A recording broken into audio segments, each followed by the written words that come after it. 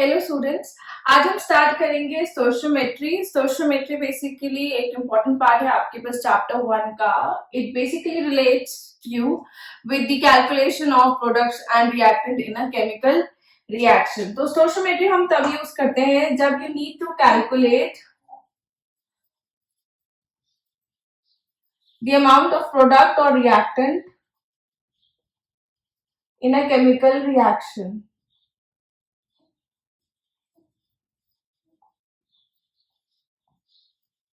तो अगर मेरे पास कोई केमिकल रिएक्शन दे रखा है, तो अगर मुझे ये जानना है कि मैं इतना रिएक्टेंट लूं तो मेरे पास कितना प्रोडक्ट आएगा, यदि अगर प्रोडक्ट इतना बन रहा है तो मैंने कितना रिएक्टेंट लिया होना चाहिए था। If I want a desired product कि इतना अमाउंट मुझे प्रोडक्ट चाहिए तो मैं कितना रिएक्टेंट लेके चलूं, ये सारी चीजें मुझे स्टोइचियोमेट्री में क्लियर हो जाती है।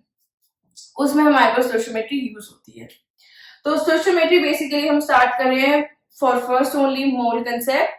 नॉर्मल हम मोल से स्टार्ट करेंगे। तो जैसे अगर मान लीजिए मेरे पास कोई केमिकल रिएक्शन हो रहा है, सपोज मेरे पास है जैसे कैल्शियम कार्बोनेट और ये मेरे पास डिसोसिएट हो रहा है इन CaO एंड CO2।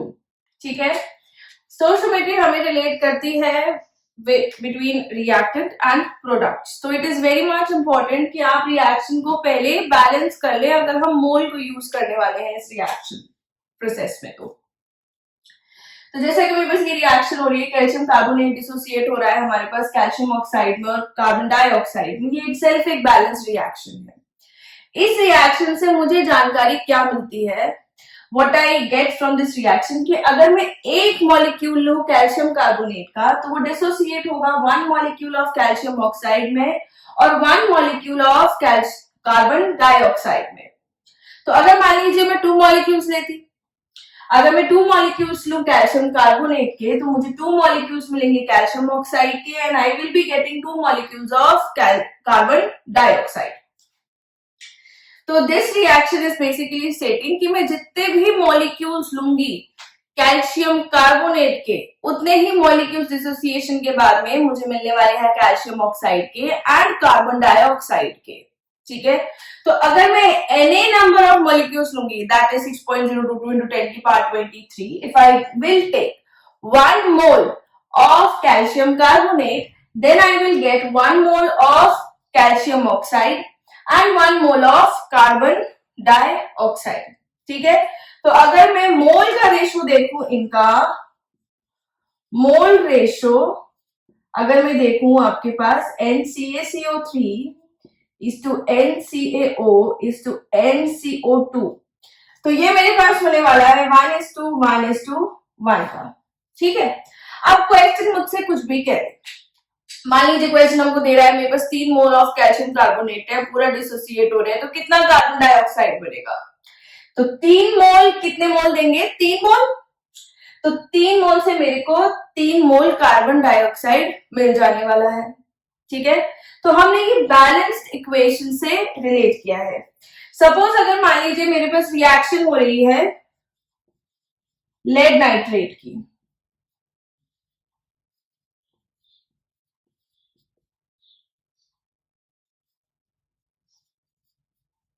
ये जैसे मेरे पास ऐसे डिसोसिएट होता है। ठीक है। Chemical reactions follow law of conservation of mass, तो we first need to balance this reaction. अगर मैं बैलेंस नहीं करूंगी तो मुझे जो मैंने यहाँ पे मोल का इंफॉर्मेशन लगाया है ये इनकरेक्ट मिलने वाला है। क्यों?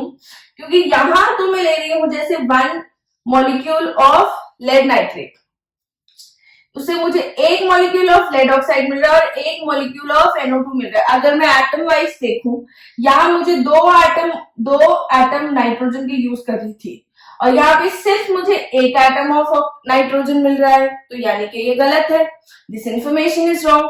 सो therefore first you need to balance the reaction. अब अगर हम इस रिएक्शन को बैलेंस कर लेंगे तो मेरे पास इस तरीके के इसके कोफिशिएंट्स आने वाले हैं। These coefficients are stoichiometric coefficients.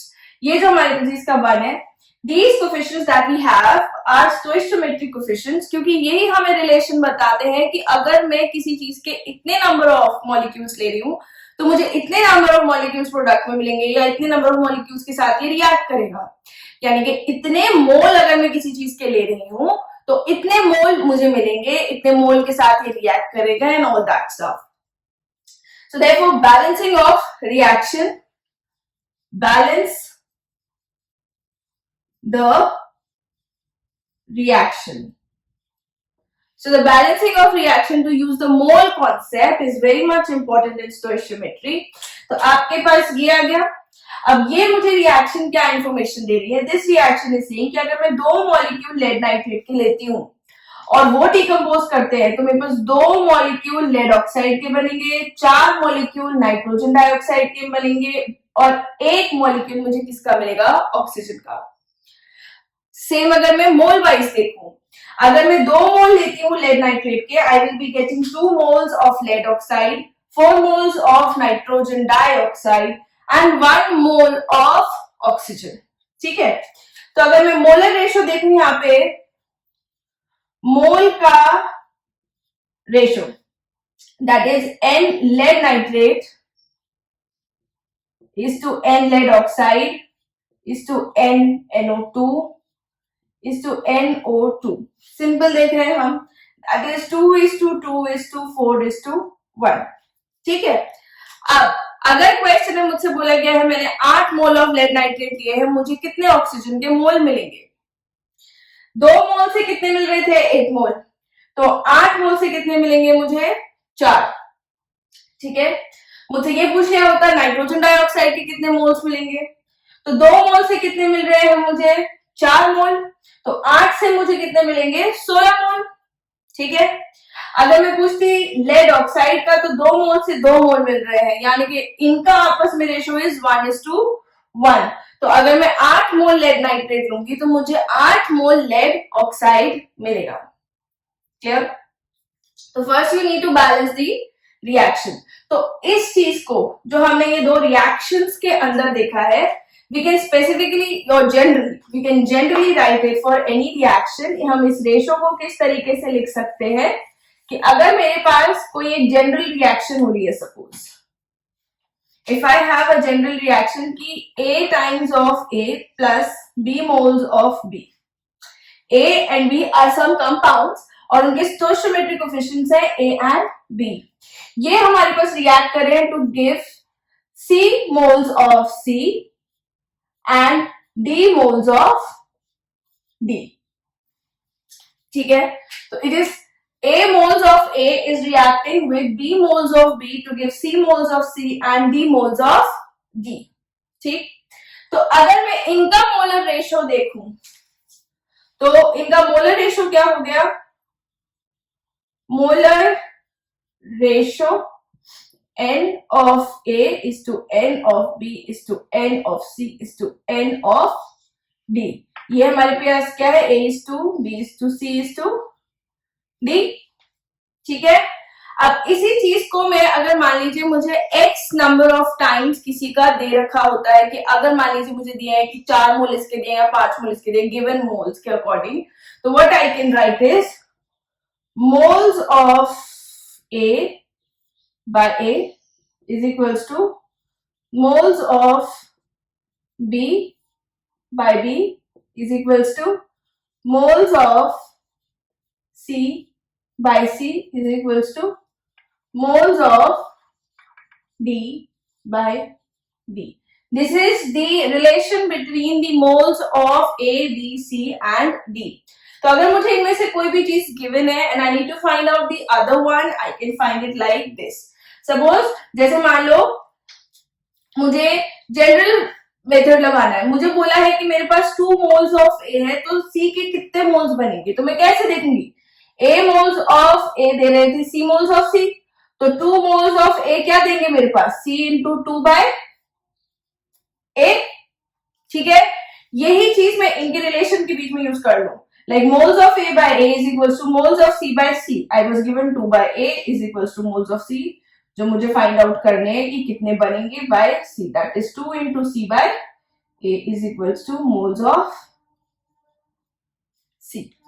ठीक है, तो दिस इज बेसिकली हमने यूनिटरी मेथड जो है सिंपल, उसको हमने सिंपल कर दिया है और हमने इस तरीके से रिलेशन लिख दिया है. तो if you are given with any X amount of anything तो आप उसको ऐसे सॉल्व कर सकते हैं, बट इसके लिए आपको बैलेंस्ड रिएक्शन चाहिए रहेगा। ठीक है, तो हम इसके ऊपर एक क्वेश्चन देखते हैं। राइट डाउन अ क्वेश्चन, कि क्वेश्चन आपसे कह रहा है कि you are given with 16 gram of methane. ठीक है, तो how much water is formed by the combustion of 16 gram of methane. How much, या the amount of water formed, water is formed in grams by the complete combustion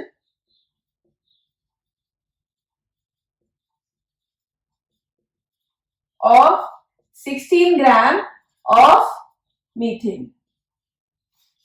ठीक है, this is the question you are given कि आपके पास कितना water form होगा by the complete combustion of 16 gram of methane. आपको ये find out करना है। ठीक है, तो अब जैसे हम जनरली रिएक्शन लिखे, कंबशन का रिएक्शन क्या होता है कि हमारे पास ये CH4 कंपाउंड था, इसका रिएक्शन हुआ ऑक्सीजन के साथ, it is giving you CO2 and it is giving H2O।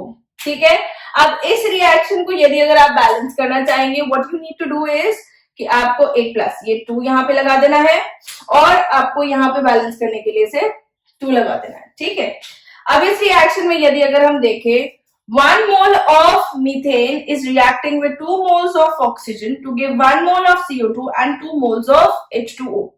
ठीक, हम पहले क्वेश्चन में कितने CH4 गिवन है हमको 16 ग्राम, तो हम वो फाइंड आउट कर ले कि NCH4 जो गिवन है हमको दैट इज 16 डिवाइडेड बाय 16, क्योंकि मोलर मास CH4 का होता है हमारे पास 16, CH4 का मोलर मास 16, तो यानी कि 1 मोल।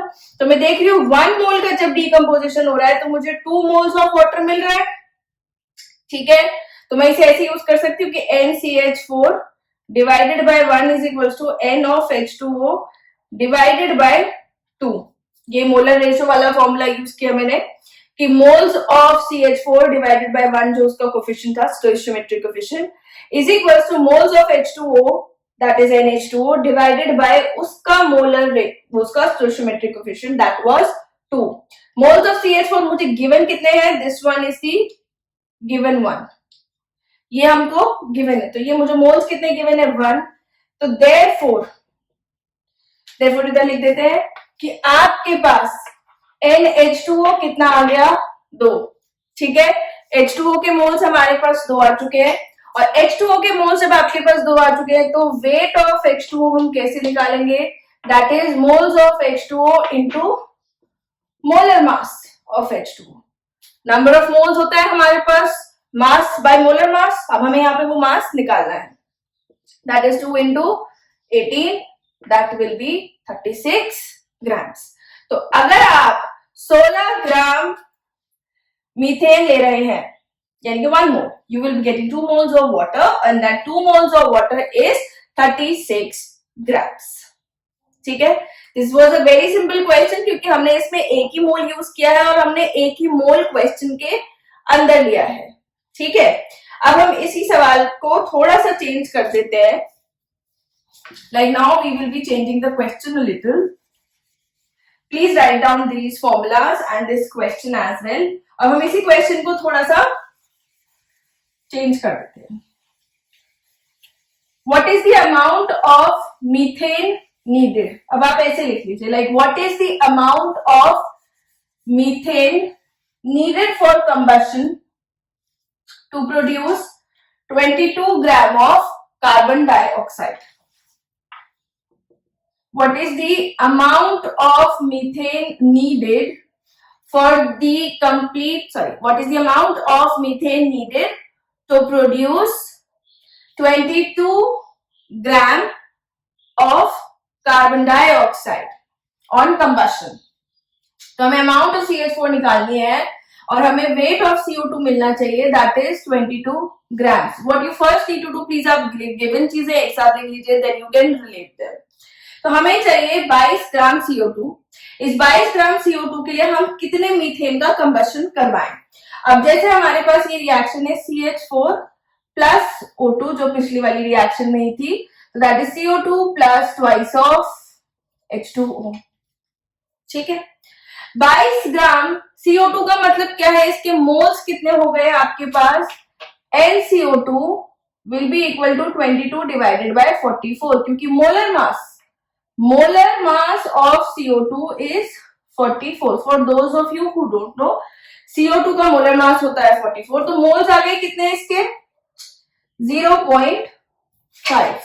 ठीक है, तो अब अगर मेरे को 0.5 मोल्स चाहिए, I can see by NCH4 by 1 is equals to NCO2 by 1, क्योंकि दोनों का मोलर रेशियो स्टोइचियोमेट्रिक कोएफिशिएंट क्या है 1, तो मुझे NCH4 कितने चाहिए 0.5, क्योंकि this divided by 1, this divided by 1, this is the moles of CO2 I need to produce. तो CH4 के मोल्स कितने हो गए 0.5, तो हमारे पास वेट ऑफ CH4 कितना हो जाएगा, that will B moles of CH4 into molar mass of CH4, तो ये हमारे पास कितना आ गया 0.5 इंटू 16, यानी कि मुझे कितना वो कंबशन करवाना है, दैट इज 8 ग्राम। तो यदि अगर मैं 8 ग्राम CH4 का कंबशन करवाती हूं तो आई will be getting 22 grams of CO2। This is how you relate by the molar ratio. आप चाहें तो आप डायरेक्टली भी इसको बाय मास भी यूज कर सकते हैं। ठीक है, तो इस क्वेश्चन को यदि अगर मैं मास वाइज करना चाहूं, if I don't need to use mole से वैसे इजी हो जाता है थोड़ा calculation, but if I don't want to use the mole, तो हम किस तरीके से कर सकते हैं, उसके लिए पहले आपको पूरा मास लिखना पड़ेगा। जैसे मान लो ये रिएक्शन हो रही है, तो इस रिएक्शन के अंदर मैं 1 मोल CH4 ले रही हूं, तो 1 मोल CH4 का वेट होता है हमारे पास 16 ग्राम। ठीक है, ऑक्सीजन कितना रिएक्ट कर रहा है इसमें 2 मोल्स, 1 मोल का मास होता है 32, तो 2 का कितना हो जाएगा 64, दैट इज 64 ग्राम। ठीक है, 16 gram of CH4 is reacting with 64 gram of oxygen to produce 44 gram of CO2। CO2 के 1 मोल का मास होता है 44 ग्राम, and to give 36 gram of H2O। अब मासेस को ऐड करके यदि अगर देखेंगे तो आपके पास आ जाएगा कि the mass sum of mass of reactant is equal to sum of mass of product, law of conservation only can be done by balancing the reaction. तो ये बहुत जरूरी है कि ये बहुत बैलेंस रिएक्शन नहीं हो सकता है। तो अगर मैं 16 ग्राम मीथेन लेती हूं तो वो मेरे पास 64 ग्राम ऑफ ऑक्सीजन के साथ रिएक्ट करता है, ताकि 44 ग्राम ऑफ CO2 मिले और 36 ग्राम ऑफ H2O मिले। अब अगर क्वेश्चन में मुझे गिवन है कि मुझे 22 ग्राम चाहिए था,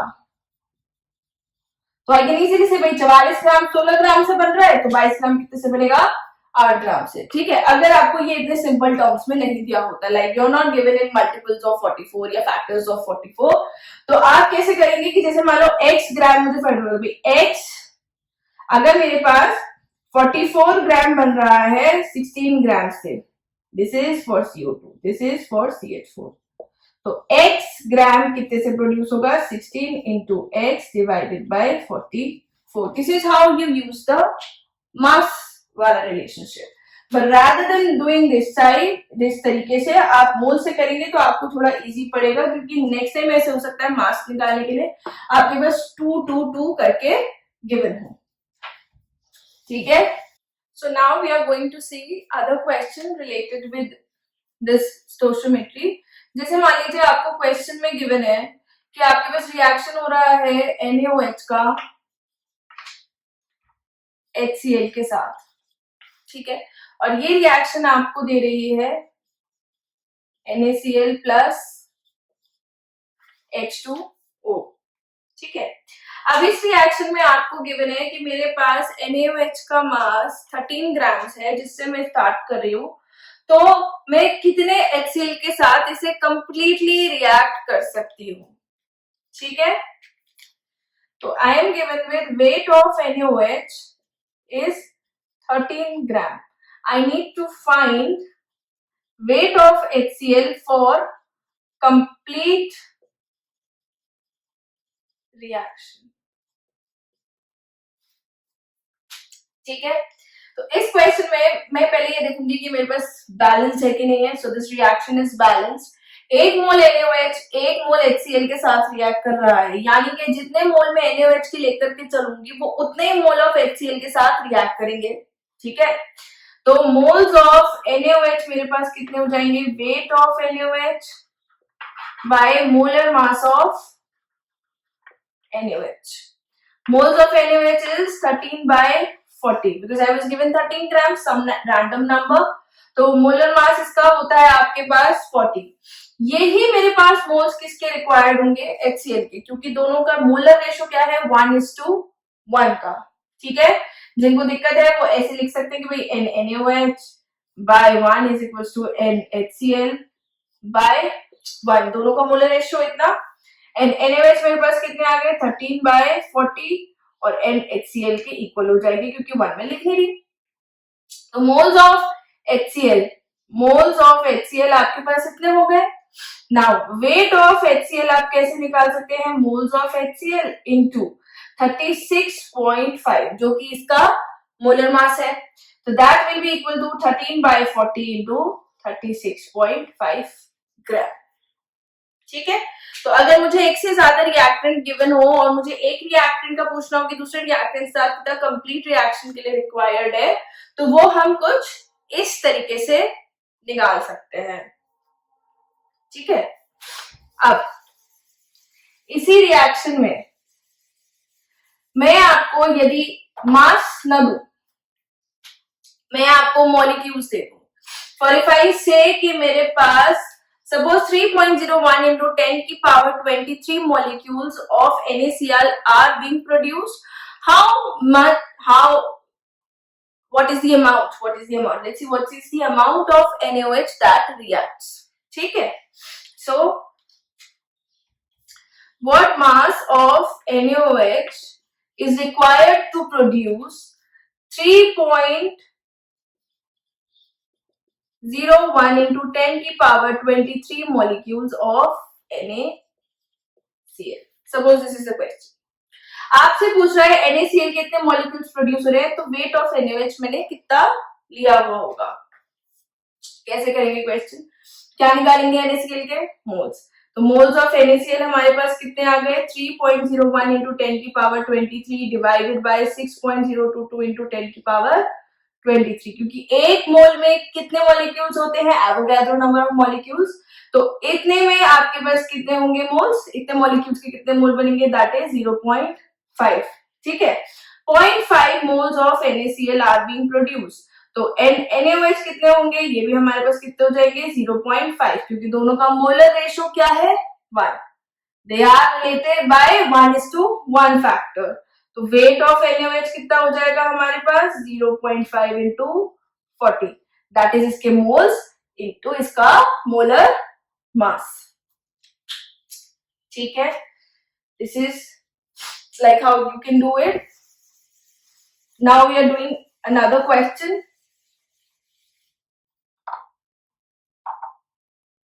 कि जैसे आपके पास रिएक्शन हो रहा है, suppose you are having a reaction between MnO2 and HCl, ठीक है। मैग्नीशियम डाइऑक्साइड और हाइड्रोक्लोरिक एसिड के बीच में आपके पास रिएक्शन हो रहा है, आपको मिलेगा manganese chloride plus Cl2 plus H2O, ठीक है। अब इसी रिएक्शन को यदि अगर मुझे बैलेंस करना है तो मैं यहाँ पे क्या लगा दूंगी 2 और यहाँ पे क्या लगा दूंगी 4। Now this is a balanced reaction. तो अब इस रिएक्शन के अंदर मुझे ये देखना है, क्वेश्चन में मुझे गिवन है कि हाउ या what is the amount of HCl that reacts with 5 gram of MnO2, like this is the question कि आपको निकालना है कि अगर मेरे पास 5 ग्राम मैंगनीज डाइऑक्साइड है तो वो कितने HCl के साथ रिएक्ट करेगा, ठीक है।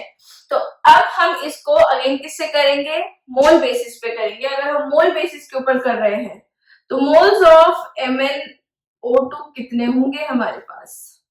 मोल्स ऑफ MnO2 हमारे पास क्या होगा? मोलर मास ऑफ MnO2 निकालना पड़ेगा उसके लिए।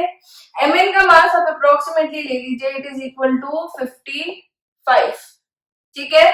और ऑक्सीजन का मास हमारे पास 32 होता है, तो it will be coming out to be 87 MnO2 का। तो मोल्स ऑफ MnO2 कितने हो गए? 5/87।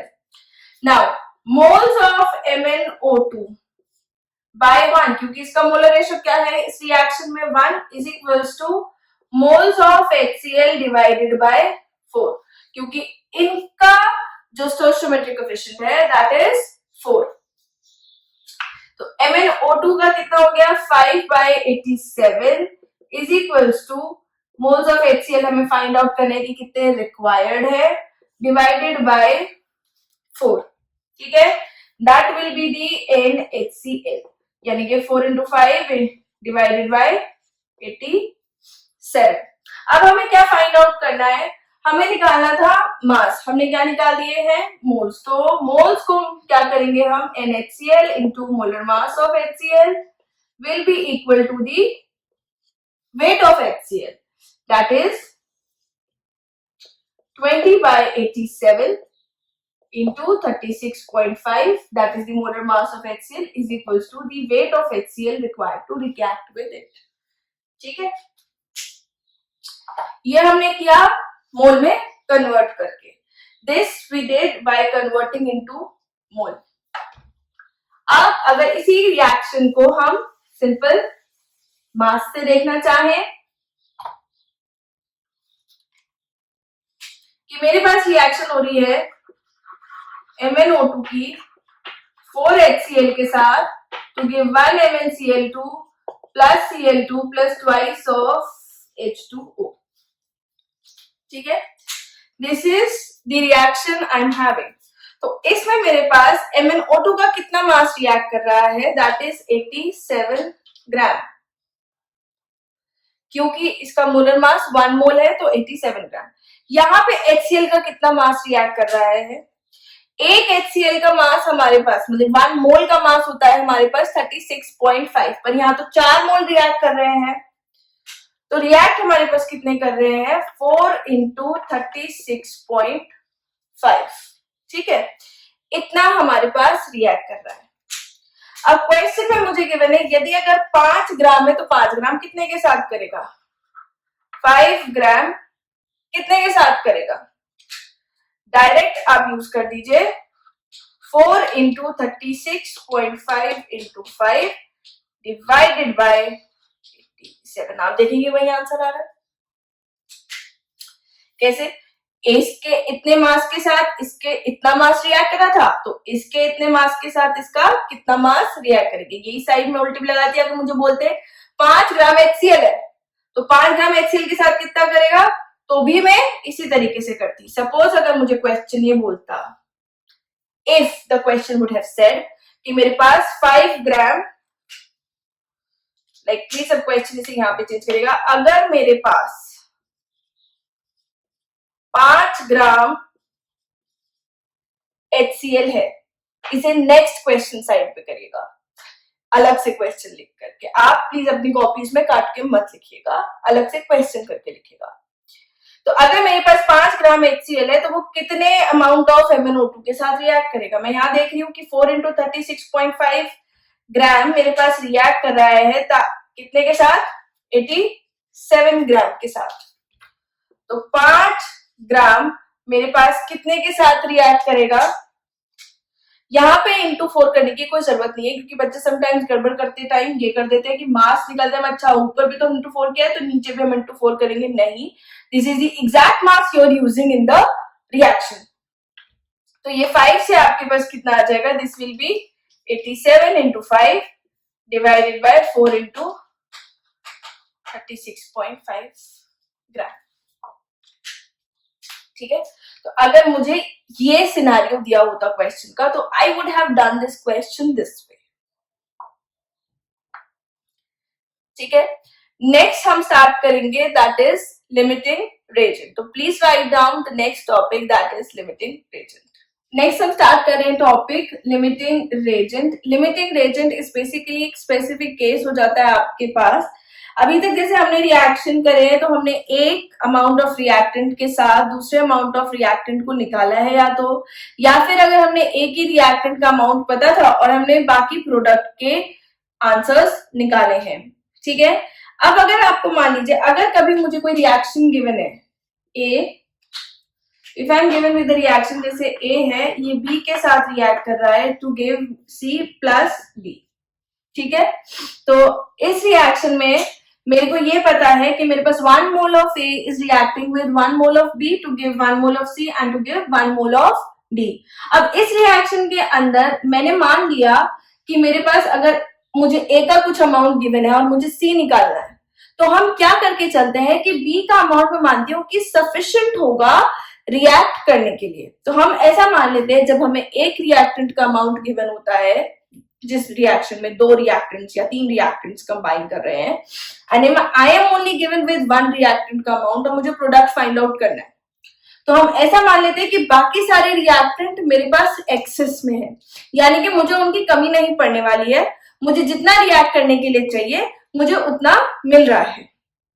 ठीक है, पर अगर क्वेश्चंस में आपको दोनों रिएक्टेंट का अमाउंट गिवन हो, ठीक है, तो दोनों रिएक्टेंट के अमाउंट गिवन में पहले आपको ये तो निकालना पड़ेगा कि क्या वो एक दूसरे से कंप्लीटली रिएक्ट करने के लिए सफिशिएंट है। अगर वो सफिशिएंट नहीं है, if they are not sufficient, तो फिर उस केस में हम यूज करते हैं लिमिटिंग रेजेंट का प्रोसेस। ठीक है, कैसे करेंगे इसे? जैसे मान लीजिए if I have for examples, अगर मेरे को जैसे ये कंप्लीट मार्कर पेन्स का सेट चाहिए, ठीक है, what I need to do, I must have 1 cap and I must have 1 body of the marker. ठीक है, एक कंप्लीट मार्कर सेट पेन बन गया मेरे पास। अब अगर मान लीजिए मुझे गिवन है कि मेरे पास ये 6 तो बॉडीज है but I have only 5 caps. ठीक है, तो मैं क्या करूंगी, कितने मार्कर्स बनेंगे मेरे पास? ओनली 5। ठीक है, एक सिनेरियो ये है, मुझसे बोला गया है मेरे पास 6 बॉडीज ऑफ मार्कर है। How many markers can I make with this? Obviously I can make 6 markers with this, assuming कि भाई मेरे पास कैप्स तो होंगे ही उतने। ठीक है, सेकेंड केस इज सेइंग कि मेरे पास 6 तो मार्कर के बॉडीज है but I have only 5 caps, then how many complete markers can I make? 5। ठीक है, तो इस केस में हमने क्या यूज किया, जो चीज आपके पास कम अमाउंट में प्रेजेंट है वो ही आपके पास प्रोडक्ट का फॉर्मेशन लिमिट कर देती है। ठीक है, अब चाहे बॉडीज मेरे पास कितने पड़े हो, कंप्लीट सेट ऑफ मार्कर्स तो नहीं बना सकती मैं बिना पेन के कैप के मार्कर बेच नहीं सकती। तो what I need to do कि ऐसे केस में जहां पे आपको दोनों रिएक्टेंट का अमाउंट गिवन हो, उस केस में आपको पहले ये देखना होता है कि आपके पास सफिशिएंट अमाउंट है कि नहीं है। इस केस के अंदर हमारे पास जो चीज प्रोसेस को लिमिट करी थी, which was limiting the production of the markers, was this cap. So this cap is basically the limiting agent. और ये बॉडीज तो मेरे पास एक्स्ट्रा पड़े हुए हैं, तो these bodies are basically excess reagent. ठीक है, इनका भी तो हम मान ही रहे एक तरीके से रिएक्शन हो रहा है। तो these bodies are excess reagent and caps were the limiting reagent. ऐसे ही अगर मुझे कोई रिएक्शन गिवन है, मानो मैंने आपसे कहा इस रिएक्शन के अंदर मुझे 1 मोल ऑफ ए दे रखा है, कितना सी बनेगा? 1 mole of C, because I am assuming कि बी मेरे पास एक्सेस में है, बी का मुझे कहीं जिक्र नहीं दे रखा है, या फिर क्वेश्चन में लिखा होगा कि बी इज इन एक्सेस, तो 1 मोल कैन गिव 1 मोल। ठीक है, दूसरा सिनेरियो मेरे को गिवन है 1 mole of A is reacting with 1 mole of B, कितना सी बनेगा? 1 मोल, क्योंकि 1 mole of A reacts with 1 mole of B to give 1 mole of C. ठीक है, now third scenario, I am given with 1 mole of A reacts with 0.5 mole of B. How much C will be formed? अब इस case में दोनों के moles अलग हो गए। रिएक्शन में तो दोनों के मोल्स सेम थे कि 1 मोल को 1 मोल चाहिए। अब यहाँ पे मुझे क्या गिवन है कि 1 मोल तो A का गिवन है और 0.5 मोल मुझे B के गिवन है। अब आप सोचो, जब 0.5 मोल पूरा रिएक्ट कर जाएगा तो मेरे पास रिएक्शन क्या हो जाएगी?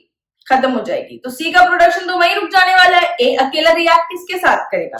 ए का पूरा मेरे पास 1 मोल है और बी का मुझे चाहिए 1 मोल, पर बी का मुझे गिवन कितना है?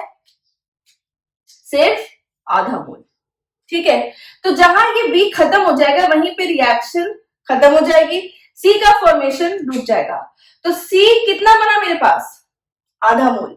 और अगर मैं आंसर निकालती किससे? ए से, कि भाई 1 मोल ए है और 0.5 मोल बी है, सी कितना बनेगा? 1 मोल से तो 1 मोल बनेगा। That would have been wrong, क्योंकि यहाँ पे जो 0.5 मोल ऑफ बी है that is limiting the course of reaction and the production of C. तो सी मेरे पास बनेगा 0.5। तो ऐसे रिएक्शंस में जिसमें आपको सफिशिएंट अमाउंट नहीं गिवन हो, उस केस में हम लिमिटिंग रेजेंट का कंसेप्ट यूज करेंगे। This A here it is the excess reagent और B हो जाता हमारे पास limiting reagent। ठीक है, hopefully you would have got that from this। if you need to write down तो आप लिख सकते हैं। मैं ये तीनों केसेस लिख देती हूँ कि इस केस में मैं लिख देती हूँ 1 1 1, प्लीज अज्यूम दिस इज 1 1 1। तो इफ फर्स्ट केस में, केस 1 में 1 मोल ऑफ A गिवन है आपको, ठीक है, तो मोल्स ऑफ सी कितने बनेंगे? Moles of C is equals to 1, क्योंकि हमें बी का कहीं जिक्र ही नहीं गिवन, तो बी इज इन एक्सेस। ठीक है, केस 2 कि मोल्स ऑफ ए आपके पास है 1, मोल्स ऑफ बी आपके पास है 1, तो मोल्स ऑफ सी आपको निकालने हैं। देयरफॉर मोल्स ऑफ सी कितने हो गए? 1। 1 मोल के साथ रिएक्ट कर रहा है। केस 3 मोल्स ऑफ ए आपके पास है 1, मोल्स ऑफ बी आपके पास है 0.5, तो मोल्स ऑफ सी कितने बनेंगे? Moles of C is equal to 0.5 because B is limiting reagent. ठीक है, and A here is excess reagent. आपसे ये पूछ लिया जाए आफ्टर रिएक्शन ए कितना बचेगा, तो 1 मोल के साथ रिएक्ट कर रहा था, तो आधे मोल के साथ कितना रिएक्ट करेगा? आधा मोल। तो कितना ए आफ्टर रिएक्शन रह गया? आधा मोल। 1 minus 0.5। This was just a general thing. Now let's do it in a question.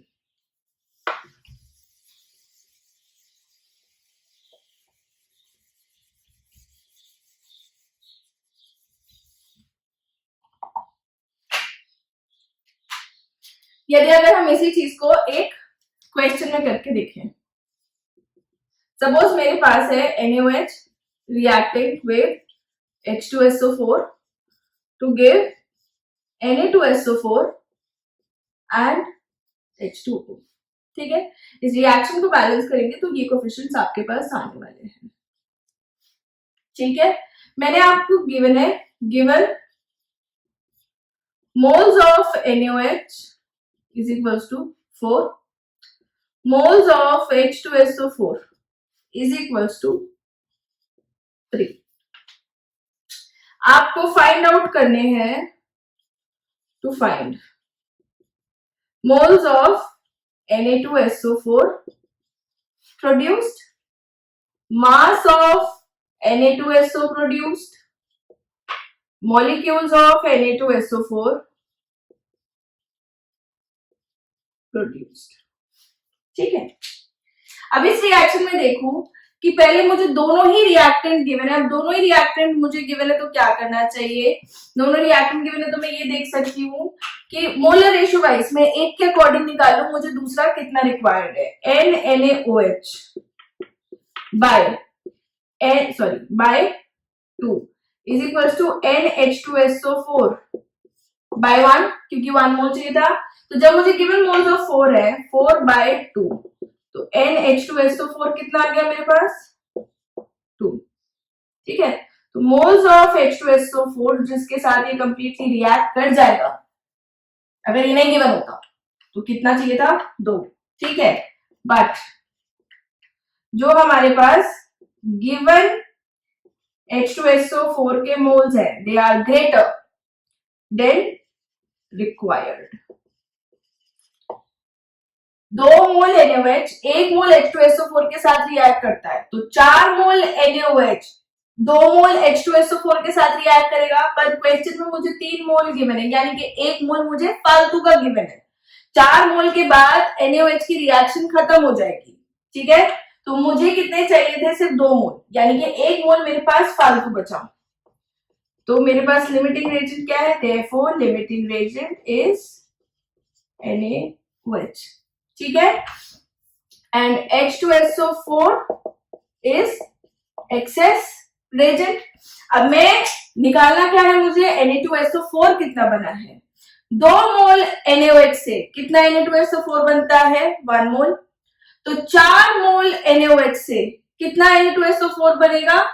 2 moles, ठीक है। तो हमारे पास therefore moles of Na2SO4 is equals to 4। मैंने डायरेक्टली लिख दिया, आप चाहे तो प्लीज पूरा ऐसे करके लिख सकते हैं कि NaOH by 2 is equals to Na2SO4 by 1। इसके 4 मोल थे, सॉरी इसके यहाँ पे 2 बने, इसके 4 मोल थे, तो इसके कितने बने हैं? 2 मोल, ठीक है। फिर वेट ऑफ Na2SO4 आपके पास क्या हो जाएगा? That is moles of Na2SO4 into molar mass, molar mass of Na2SO4। आपसे पूछा मॉलिक्यूल्स कितने निकल रहे हैं, तो मॉलिक्यूल्स के लिए क्या करेंगे? 1 मोल में कितने मॉलिक्यूल होते हैं? 6.02 into 10 की पावर 23। तो 2 मोल में कितने होंगे? 2 into 6.022 into 10 की पावर 23, दैट इज 1.2044 into 10 की power 24 molecules of Na2SO4 are being produced, ठीक है। तो this is how you can do. अगर इसी चीज को मैं मोल्स में ना दे करके मैं आपको मास वाइज दे देती, तो आप मास के हिसाब से रिएक्शन को कर सकते थे। जैसे हमने पहले इसको मोल में कन्वर्ट करते, फिर उसके बाद में सेम प्रोसीजर लगा देते, ठीक है। मैं आपको 4 मोल ना दे करके मैं ये कह देती कि मेरे पास 10 ग्राम गिवन है NaOH का, तो मोल्स कितने हो गए मेरे पास? 0.25, क्योंकि इसका जो मोलर मास होता है दैट इज 40, तो what it would have been 10/40। तो इस तरीके से हम लिमिटिंग रिएजेंट के क्वेश्चंस करते हैं। आप जनरली अगर बहुत जल्दी अगर आप फाइंड आउट करना चाहते हैं कि किसके आपके पास लिमिटिंग रिएजेंट कौन सबसे पहले, मतलब बहुत इजीली कि कौन लिमिटिंग रिएजेंट है, तो आप मोलर रेशियो निकालिए। जिसका मोलर रेशियो आपके पास कम आता है, जैसे मान लीजिए मैं इसमें मोलर रेशियो निकालती, तो मोलर रेशियो क्या है इसके पास? मेरा 4:2, दैट इज 2। और अगर मैं इसका मोलर रेशियो निकालती, गिवन कितना है?